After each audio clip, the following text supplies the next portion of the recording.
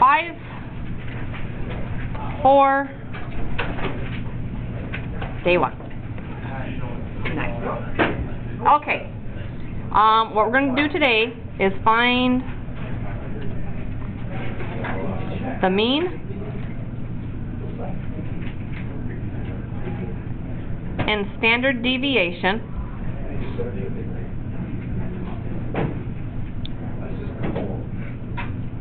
of a sampling distribution.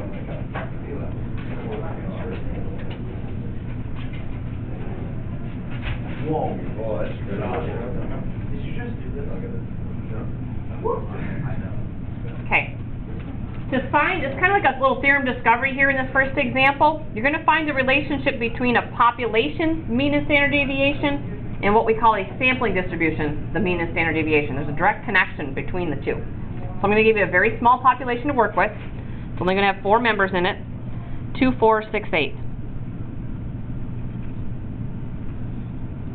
So the first thing we want to know is what's the mean and what's the standard deviation of the population. Okay, the mean was easy enough, you could count it out 5. But the standard deviation, you're going to have to run your 1-var stat. So somebody will put 2, 4, 6, 8 in list 1 and run 1-var stat. And we want the population standard deviation, that's the sigma one.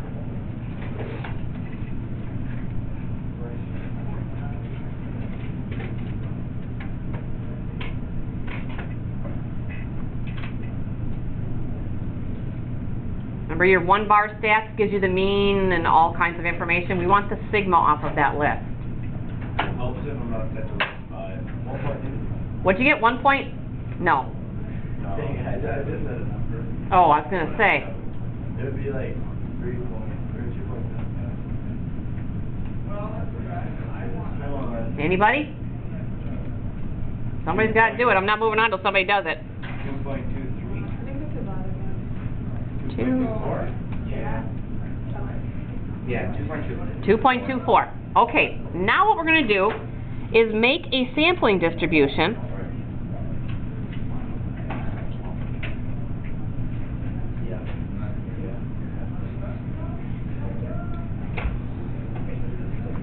choosing 2 numbers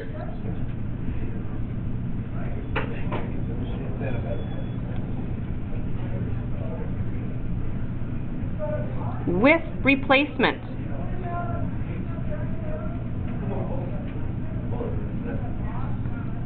And finding the mean of those 2 numbers.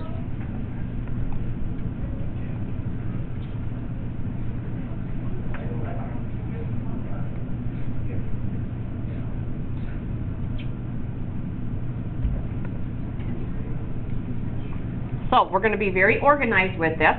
So we're going to make it's going to be a long table because we're going to take samples of size 2 from this population. So we're going to take 2 numbers out, find the average, write down the average. And we're going to do that till we've done all possible samples of 2 that we can take out of this. So it's going to be a big table. The sample, and then the mean. And I know it's going to take more than 1 column. Sample, and the mean, and maybe even 1 more. I don't know how big I'm going to write.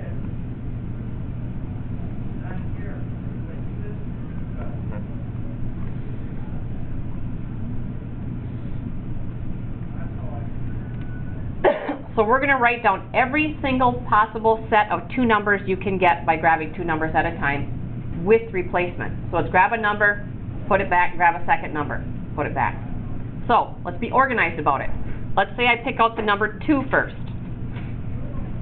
Pick out a 2, put it back in. What else can I get? A 2. What's the average of 2 and 2? 2. If I chose 2 first, what could be my second number? 4. What's the average of 2 and 4? 3. Now 2 and 6, the average is 4. 2 and 8, average is 5. Okay, that's it for picking a 2 first, correct? Now we'll go with the 4 first. 4 and 2, average is 3. 4 and 4, average is 4. But what are the right two tables?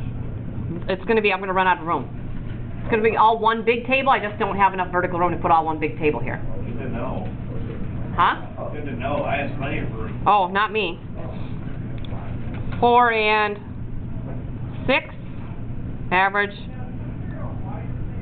5. 4 and 8, average 6. Okay. So I'm out of room, so I'm going to continue my table over here. Table continuation. Where am I at? 6 first with 2 gives an average of, how about 4? 6 with 4, average 5. 6 with 6, average 6. 6 with 8, average 7. And now my last set is 8, 2, average 5. 8, 4, average 6. 8, where am I at? 6, average 7, and 8, 8, average 8. Okay, so what I want you to do now is put all of the averages into list 1 and run one var stats to see what the average of the sample averages is and the standard deviation. So I didn't need my third table.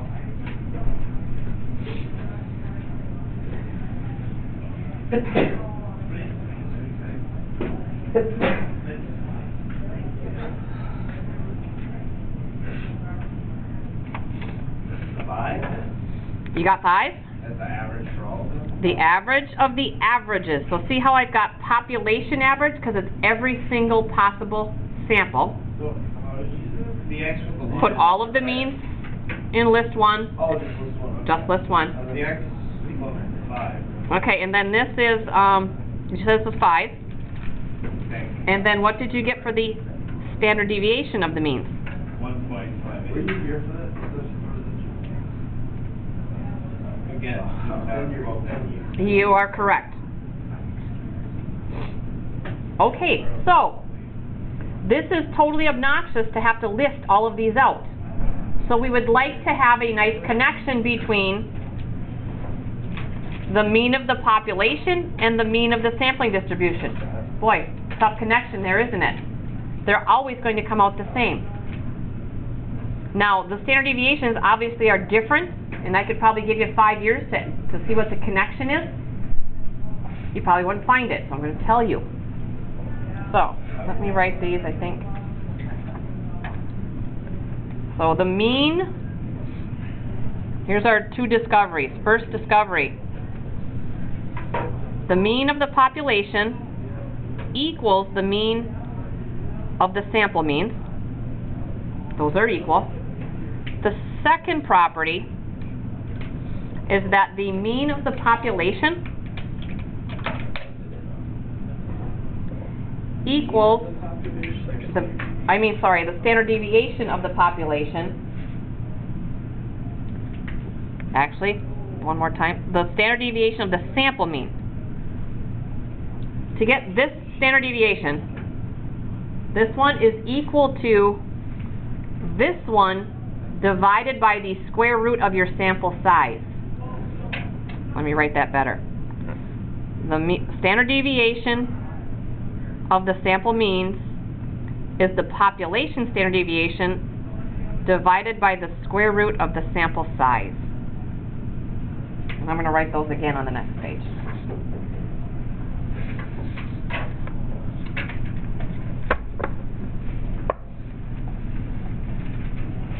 The problems that ask you to list these out again, do not do it. This is the only time I'm going to force you to write all of the listings out, so don't do it if they ask again in the homework. Got it? Okay. All I want you to be able to do is remember the 2 shortcut properties here. So let's make it nice and neat now, because I feel like I squeezed that in there. So the 2 properties of sampling distributions.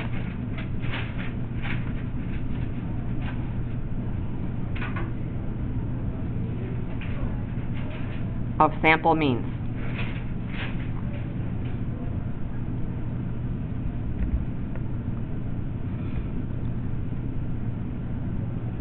The mean of the sampling distribution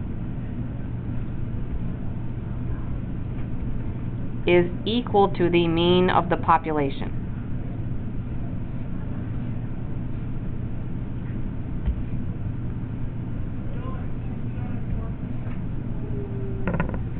So the mean of the sample means equals the population mean.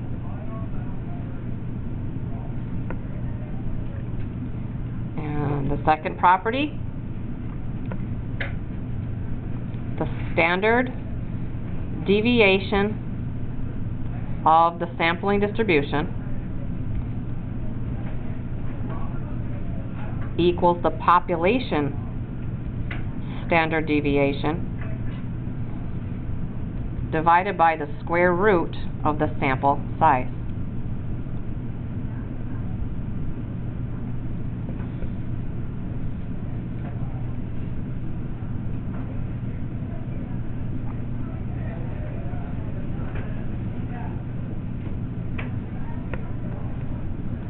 So, to distinguish between the two standard deviations, the population standard deviation is going to be referred to as the standard deviation. They refer to this one as the standard error.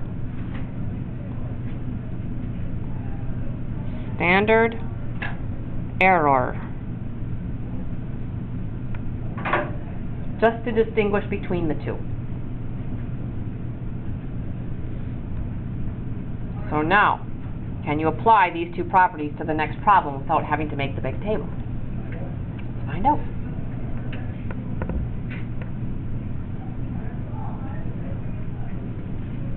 Everybody good? Yeah.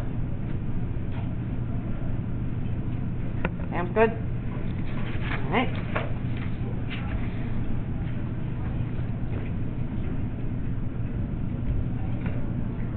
Find the mean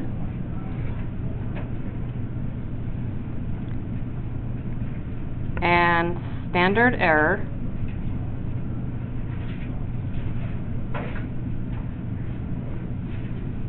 of the sampling distribution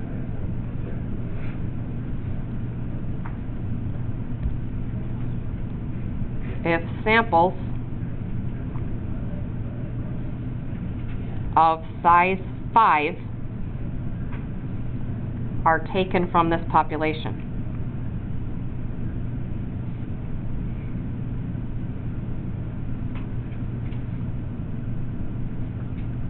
Zero through 9.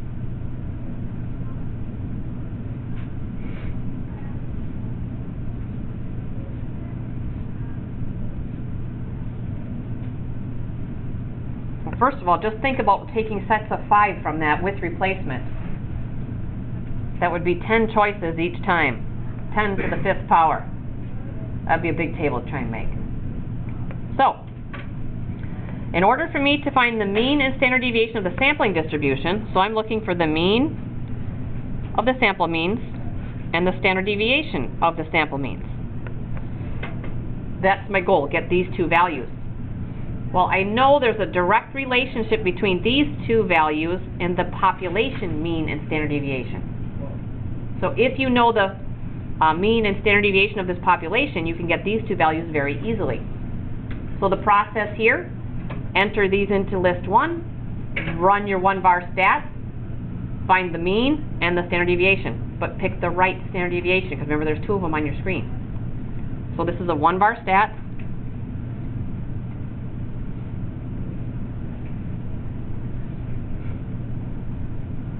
We want the mean and the standard deviation here. He got a mean of 5. Did he pick the right standard deviation with the 2.58? I don't know. You want the population one, you want the sigma one. I have 2.87. Yeah, I have 2.8. Yeah, and I don't. And then the mean is 4. Do you have a 2.87 on your list anywhere? Yeah. No. How'd you get the 5 right? Did you put 0, 1, 2, 3, 4, 5, 6, 7, 8, 9? Yeah, I have the mean of 4.5. Yeah. Oh. Yeah, that's what I heard. You must have forgotten a number. I forgot 0. You forgot 0. 4.5 and 2.87? Yeah. Okay. So now what's the mean of the sampling distribution going to be if I take samples of size 5 from it? She's recording. What's this going to be? 4.5. Means stay the same.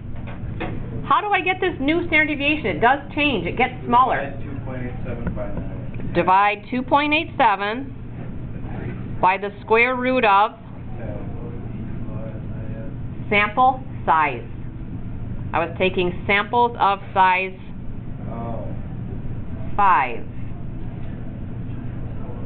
The standard deviation of the sampling distribution always shrinks, and it shrinks by dividing by the square root of the sample size, not the population size, the sample size. So what is the new standard deviation? 1.28. There you go. Wait. Oh, you're in error.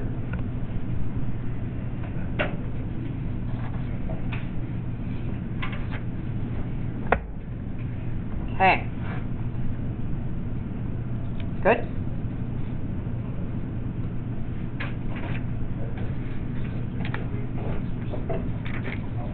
Now we talk central limit theorem.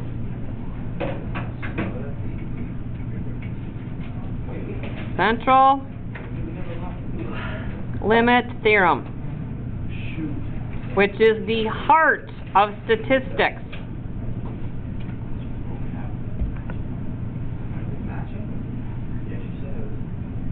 That's not, I love statistics. This is the heart and soul of statistics right here. The central limit theorem describes the relationship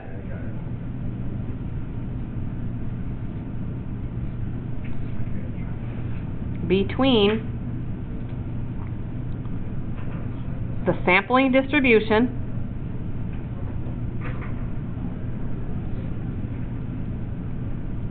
and its population. So there's two parts to the central limit theorem.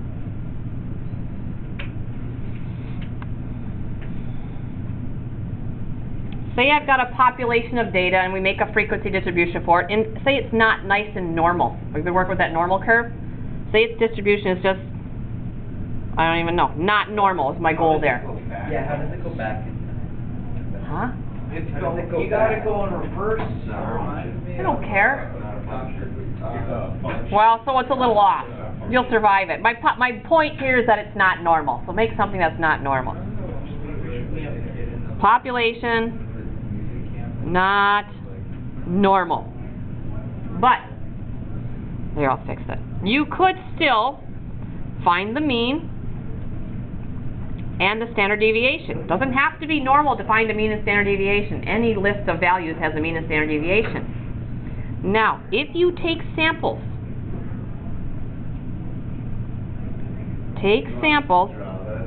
something like it, That's pretty good. Okay. I accidentally did a normal distribution. I don't know how.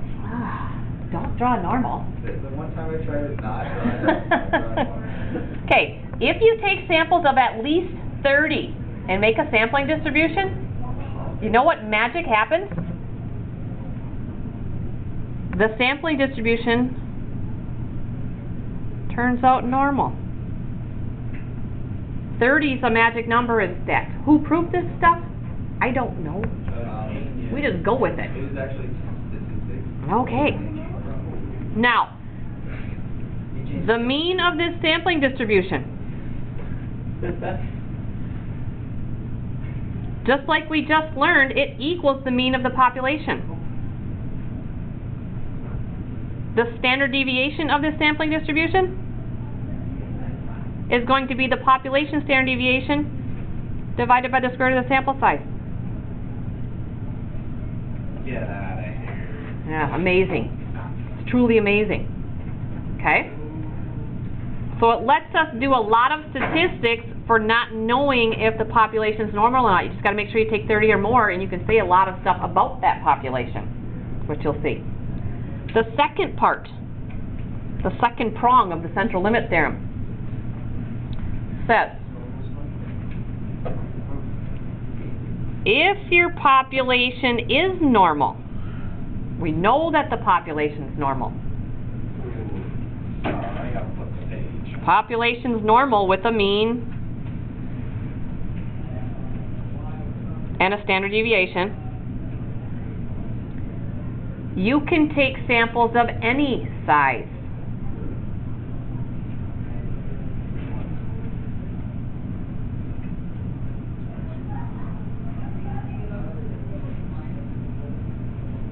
So you don't have to hit that magic number of 30. You can take samples of 5 or 3 or 2 or 18. What's going to happen? So it just has to be less than 30? No, it can be more. You can still do more. It's still going to be, because if it's more than 30, it's automatically going to be normal. Okay. So you can take, but you can take any size smaller than 30, and you're still going to get a normal distribution. And the difference is, it's going to have the exact same mean, but that smaller standard deviation. So I'll just put it right inside of this one. Remember, smaller standard deviation is just going to make it narrower. So if you want to, if you've got the same color going on. I would go red now. Danny gave it to me. So the mean of the sampling distribution equals the mean of the population. But the standard deviation for this blue graph is the population standard deviation divided by the square root of the sample size.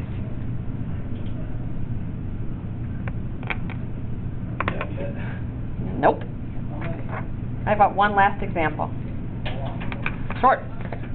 I have enough homework for nothing. That's it on the fourth page. Okay. Yeah, today's going to be a short day just because we got the quiz for half the people and all that good stuff. So example 3. Oh, is it 4? 4. The diameters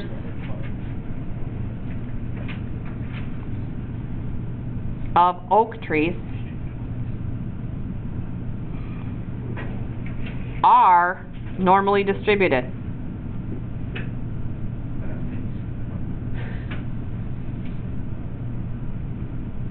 With mean 3.5 feet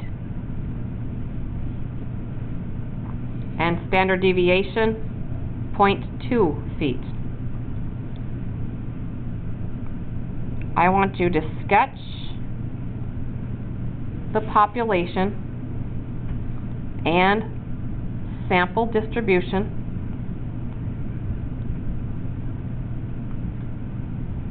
of size 16, finding the mean and standard error on the same graph.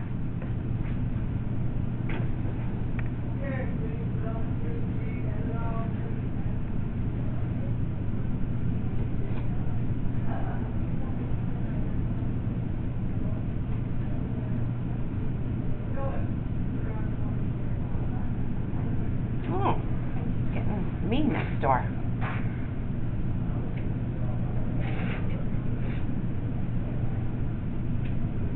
All right, so we'll start with the population. What do I know about the shape of the population? It's normal. What's a normal curve look like? That nice symmetrical bell curve.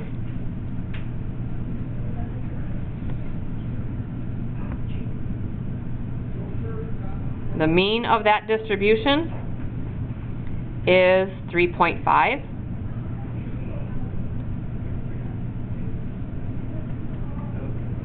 Standard deviation was given as 0.2. Now on that same graph, I want you to sketch the sampling distribution if I was to take samples of size 16 out of it. Well, it's under 30. Is it still going to be normal? Yes, because it's coming from a normal. And what's going to be the difference between the two normals? Just going to get narrower. That's the only difference. It's going to have that same mean, but it's going to be narrower. So there's the sketch of the graph. I asked you to list the new mean and the new standard deviation. Well, the new mean, how does it compare to the population? Exactly the same. How do I get the standard error? Take the 0.2, divide by the square root of the sample size. Sample size was 16, so 0.2 divided by 4, 0.05. 0.05. That's as much as I want you to do today. So it's two simple concepts. Very short assignment. Page 130, 1 through 4, 5 through 9, 11, and 12. Oh, 1 through 9, for gosh sakes. 1 through 9, 11, and 1 through 12, skip 10. We just need it. Okay. And don't list the big tables out. Okay. Yes.